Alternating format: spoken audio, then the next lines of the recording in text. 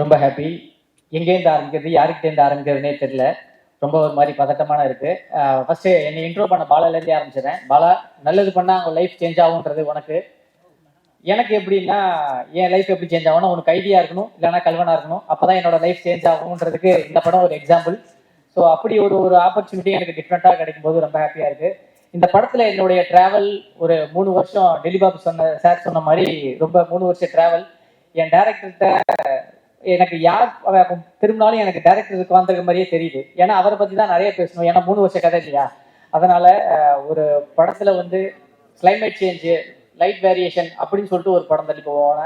ஒரு சீசன் வந்து வேரியேஷன் அப்படின்னு சொல்லிட்டு ஒரு படத்துக்காக இந்த மாதிரி லைட்டிங்காக வெயிட் பண்ணி எடுத்த டேரக்டர் ஃபர்ஸ்ட் ஆர்ட் டைரக்டர் சொல்லும்போது, சார் ஒரு சோளக்கொல்ல அதுக்கு நடுவில் ஒரு வீடு செட்டு போடுறோம் சார் அப்படின்னாங்க. அடுத்த ஷெடியூல் போகும்போது, சார் வீடு செட்டு போட்டாது சார், இப்போ சோளக்கொல்லையை செட்டு போடுங்க சார் அப்படின்னு சொல்ற மாதிரி சீசன் மாறிக்கிட்டே இருக்குது. ஸோ அதே மாதிரி என்னென்ன சுச்சுவேஷனும் மாறணுமோ அதே மாதிரி இவானா சொன்னாங்க, என்னையும் ஜிவி சாரையும் டேரக்டர் சார் தள்ளி வச்சாங்கன்ட்டு. உங்களையும் என்னையுமே தள்ளி வச்சாங்க, அது உங்களுக்கு தெரியாது. இந்த படத்துல வந்து மேக்சிமம் லவ் போர்ஷன்ஸ் வந்து ஜிவி சாருக்கும் இவானா அவங்களுக்கும் இருக்கும். நான் சாதாரண சொல்லிட்டு இல்லை அது மூடு ஸ்பாயில் ஆகிடும், நீங்க பேசாதீங்க. சரி சரி, ஹீரோனோட ஃப்ரெண்டுகிட்டே பேசுறேன், ஐயோ சூரி கேரக்டர் அப்படி கிடையவே கிடையாது, நீங்க எஞ்சுவாங்க அப்படின்னு சும்மா கூட திரும்ப விட மாட்டாங்க.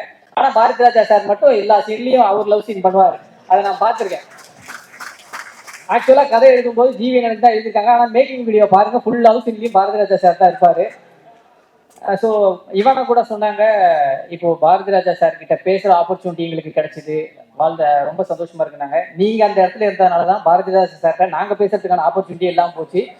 ஸோ அதையும் இங்க சொல்லிக்கிறேன். ஸோ அதுக்கப்புறம் இந்த படத்துல வந்து சங்கரனை வந்து டைரக்டர், கேமராமேன். ஃபர்ஸ்ட் நான் ஸ்பாட் எடிட்டர் தான் நினைச்சேன். எல்லா சீனையும் அப்படியே ஸ்பாட்லேயே எடிட் பண்ணி இது மட்டும் போதும்ட்டாங்க. உங்களுக்கு ரொம்ப யூஸ்ஃபுல்லா இருந்திருக்கும் சேனல் பேசி பிரதர். ஸோ ரொம்ப ஹாப்பி. அதே மாதிரி இன்னும் பேக்ரவுண்ட் மியூசிக், அப்புறம் வந்து நம்ம கதையோடைய ரைட்டர் ரமேஷ் கண்ணா சார், எல்லாருக்குமே தேங்க்யூ. எனக்கு இந்த ஆப்பர்ச்சுனிட்டியை வந்து நான் அந்த ஆஃபீஸில் போயிட்டு சங்கரன் முன்னாடி வந்து கெஞ்சி கூத்தாடி இந்த மாதிரி ஒரு படத்துக்காக நம்ம எத்தனை வருஷம் கஷ்டப்பட்டாலும் தப்பே கிடையாது. அந்த மாதிரியான ஒரு படமா இதை நான் எதிர்பார்க்குறேன். ஏன்னா இப்போ என்னன்னா சங்கரன் தான் இப்போ பிரசவ வார்டில் இருக்கிற மாதிரியே இருக்காரு.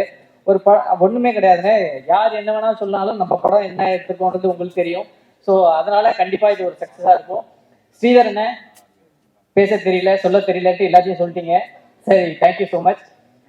முக்கியமா சொல்லணும்னா என்னுடைய க்ளோஸ் டு த ஹார்ட் எனக்கு ஜிவி பிரகாஷ் அண்ணன்.